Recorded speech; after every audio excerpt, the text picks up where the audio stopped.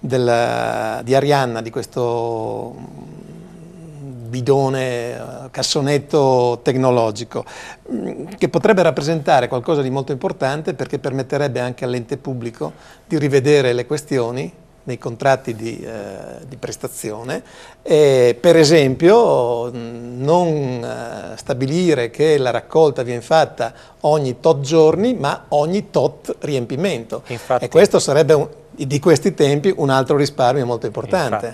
Infatti, il cosiddetto servizio on demand. On demand, giusto? On demand. Niente altro che questo, nel senso che si agevolerebbe sia il servizio, ma si agevolerebbe anche nel caso specifico le imprese private che devono smaltire i loro rifiuti quando solamente necessario.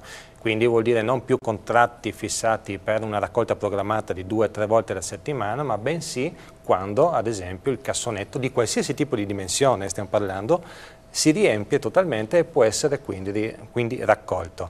Inoltre non parliamo di un cassonetto fatto ad hoc, parliamo di strumentazione che viene adattata a qualsiasi cassonetto già presente sul territorio. Questo è importante, perché non diciamo che ad un'amministrazione che deve rinnovare completamente il parco cassonetti, diciamo semplicemente che noi diamo lo strumento che viene applicato direttamente sui cassonetti che sono presenti sul territorio. Ho capito. Quando si parla di innovazione di solito si ha sempre un retropensiero, che è quello di aver davanti delle persone che hanno la testa un po' sulle nuvole, che si immaginano un futuro che forse non arriverà mai. Invece proprio in questo caso voi avete sperimentato con Trieste, sì. Acegas APS, sì, e poi avete esportato la cosa a Firenze, mi pare. Ci racconti infatti noi abbiamo praticamente eseguito un periodo di test nell'ordine dei 3 anni per verificare che la strumentazione potesse essere ovviamente valida e duratura soprattutto nel tempo. Non vogliamo creare uno strumento che da un anno all'altro venga a danneggiarsi oppure deve essere cambiata e diventa obsoleta.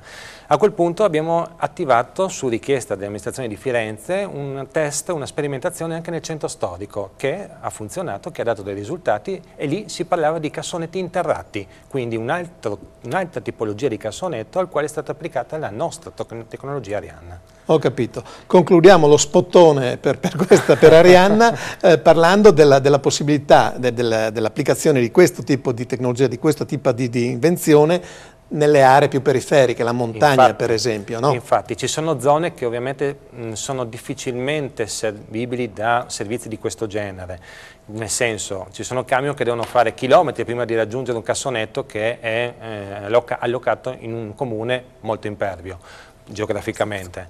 Di conseguenza Arianna qui diventa indispensabile, perché a questo punto si riesce veramente a decidere e a dare delle indicazioni precise su quando un camion deve fare 100 km, ad esempio, per andare a raccogliere un cassonetto o una batteria di cassonetti, e quindi ovviamente i benefici.